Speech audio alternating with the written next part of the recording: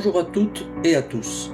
Aujourd'hui, j'aimerais vous parler d'une forme de violence dont on parle très peu. On évoque souvent les violences physiques, les violences psychologiques ou encore les violences sexuelles. Mais il existe une autre violence, beaucoup plus silencieuse. Une violence qui ne laisse pas de bleu. Une violence qui ne fait pas la une des journaux. Et pourtant, elle peut empêcher une personne de se reconstruire pendant des années. Je veux parler des violences financières. Pourquoi est-ce que je vous en parle aujourd'hui? Parce que j'ai récemment eu un échange avec l'ARIPA, le service chargé notamment du recouvrement des pensions alimentaires. Cette conversation m'a fait prendre conscience d'une chose. Lorsque les ressources disparaissent brutalement, ce n'est pas seulement un problème de budget, c'est parfois tout un projet de vie qui s'effondre. Quand on regarde une décision de justice, on voit souvent des chiffres. Une pension alimentaire, des frais, des remboursements. Mais derrière ces chiffres, il y a une réalité humaine. Il y a des parents qui renoncent à partir en vacances avec leur enfant, qui repoussent des soins, qui abandonnent une formation, qui vivent dans une inquiétude permanente, qui comptent chaque euro. Et cela peut durer des années. Dans mon cas, ça fait plus de 20 ans que ma vie est rythmée par les procédures judiciaires. J'ai consacré une grande partie de mon énergie, de mon temps et de mes ressources à protéger ma fille. Aujourd'hui encore, je découvre que certaines situations peuvent remettre en cause un équilibre financier déjà très fragile. Et je mesure aussi la chance que j'ai d'avoir acheté il y a plus de 20 ans un petit appartement. Parce que sans ce patrimoine, je n'aurais probablement jamais eu les moyens d'envisager les projets qui me permettent aujourd'hui de continuer à avancer. Je pense notamment à mon futur camping-car, qui représente pour moi bien plus qu'un véhicule. Il symbolise la liberté, la possibilité de parcourir la France pour rencontrer des lecteurs, témoigner dans les salons du livre et reconstruire une nouvelle vie. Sans cet appartement, ce rêve serait probablement impossible. Et cette réflexion m'a profondément marqué. Je pense aujourd'hui à tous ces parents, des mères, des pères, qui ont consacré des années à défendre leur enfant, qui arrivent à 50 ou 60 ans avec moins de 1000 euros par mois, qui n'ont pas de patrimoine, qui n'ont pas d'épargne, qui voient leurs rêves s'éloigner, simplement parce qu'ils n'ont plus les moyens matériels de repartir.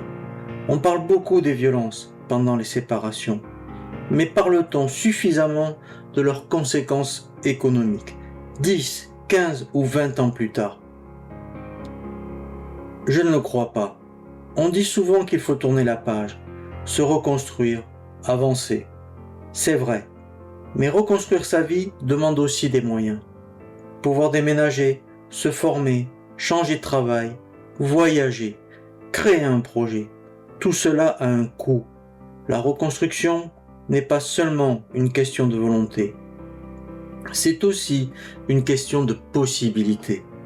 Et sans doute l'une des grandes injustices que vivent de nombreuses personnes auprès de longues années de conflits.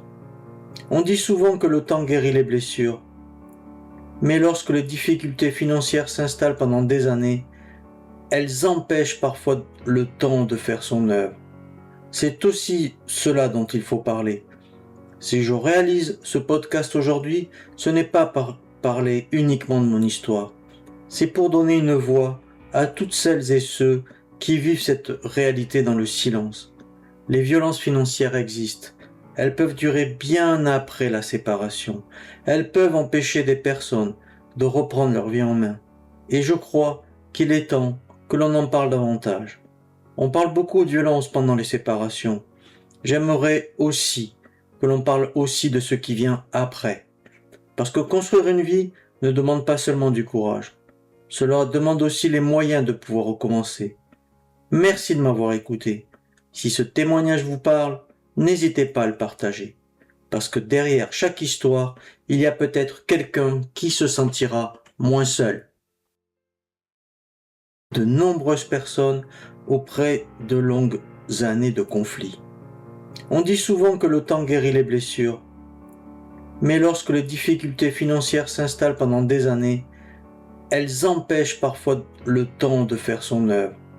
C'est aussi cela dont il faut parler. Si je réalise ce podcast aujourd'hui, ce n'est pas pour parler uniquement de mon histoire. C'est pour donner une voix à toutes celles et ceux qui vivent cette réalité dans le silence. Les violences financières existent. Elles peuvent durer bien après la séparation. Elles peuvent empêcher des personnes de reprendre leur vie en main. Et je crois qu'il est temps que l'on en parle davantage. On parle beaucoup de violence pendant les séparations. J'aimerais aussi que l'on parle aussi de ce qui vient après. Parce que construire une vie ne demande pas seulement du courage. Cela demande aussi les moyens de pouvoir recommencer. Merci de m'avoir écouté. Si ce témoignage vous parle, n'hésitez pas à le partager. Parce que derrière chaque histoire, il y a peut-être quelqu'un qui se sentira moins seul. Cela demande aussi les moyens de pouvoir recommencer. Merci de m'avoir écouté. Si ce témoignage vous parle, n'hésitez pas à le partager. Parce que derrière chaque histoire, il y a peut-être quelqu'un qui se sentira moins seul.